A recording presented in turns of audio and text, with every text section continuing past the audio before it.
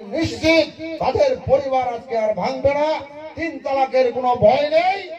অনুষ্ঠিত হতে যাচ্ছে এই সভার প্রাক্তন মন্ত্রী, আমাদের সকলের পরিচিত, এই রাজ্যে উপনির্বাচন হয়েছিলেন ওনার মৃত্যুর পর সেখানে উপনির্বাচন হয়েছি এবং আমরা দেখতে পেয়েছি সেখানে বন্দে মাতরম, বন্দে মাতরম, বন্দে মাতরম, বন্দে মাতরম, ভারত মাতা কে, ভারত মাতা কে, বিজেপি, বিজেপি, বিজেপি।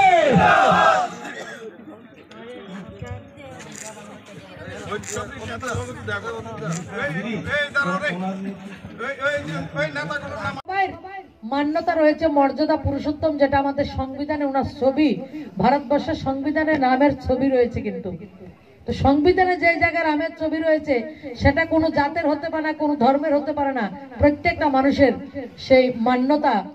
সেই 22 জানুয়ারিতে সেটা প্রাণ প্রতিষ্ঠা হবে এবং আজকে আমরা বিকশিত ভারত সংকল্প যাত্রা দেশের প্রধানমন্ত্রী শুরু করেছেন। বিকশিত ভারত সংকল্প যাত্রাটা কি, দেশের প্রধানমন্ত্রী বলছেন গত 9-10 বছরে আমি আমার মান্দাই থেকে দিল্লি পর্যন্ত, কচ্ছ থেকে কামরূপ পর্যন্ত, কাশ্মীর থেকে কন্যাকুমারী পর্যন্ত, সোমনাথ থেকে বদ্রীনাথ পর্যন্ত, রামেশ্বরম থেকে কেদারনাথ পর্যন্ত, আসমুদ্র হিমাচলের প্রত্যেকটা নাগরিক, যে 4টা জাতি, আমাদের মহিলা, গরিব, যারা দরিদ্র, শ্রমিক, যারা কৃষক, যারা যুবক, এই সমস্ত জাতির উন্নয়নের জন্য আমি বিভিন্ন প্রকল্প তৈরি করেছি।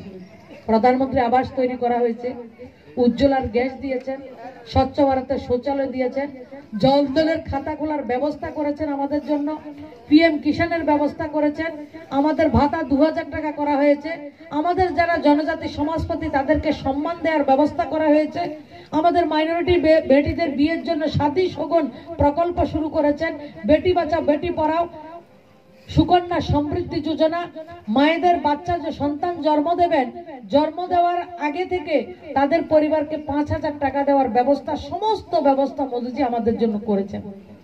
কিন্তু কোনো কারণে যদি গত 9-10 বছরের এই ধরনের ব্যবস্থা থেকে আমরা কোনো কারণে বঞ্চিত হই, তার কারণ আগে তো প্রধানের কাছে পার্টি অফিসে গেলে জিনিস পাইতাম, এখন যে কোনো জায়গাতে গেলে আমরা সুবিধা পাই, ব্লকে গেলে পাই, আমরা পঞ্চায়েতে গেলে সুবিধা পাই, কোনো দল দেখে না, জাত দেখে না, ধর্ম দেখে না। কিন্তু আমরা 25-30 বছর ত্রিপুরা রাজ্যের এক ধরনের শাসন দেখেছি যে যেই দল করে সেই দলের লোক না হইলে সমস্যার সমাধান হয় না। CPM করে তো CPM করলে তার ঘর পাইবো এমন কোনো গ্যারান্টি নাই, মোটা CPM লাগবো, জবরদস্ত CPM লাগবো। তো এইসব কারণে সবার মধ্যে বিভ্রান্ত ছিল, বিভিন্ন কাগজপত্রের সুবিধা ছিল না। যে কোনো কারণে হোক আপনারা যদি এই ধরনের সুবিধা থেকে বঞ্চিত থেকে থাকেন, তার জন্য মোদিজির একটা গ্যারান্টির গাড়ি দিল্লি থেকে পাঠিয়েছেন। একটু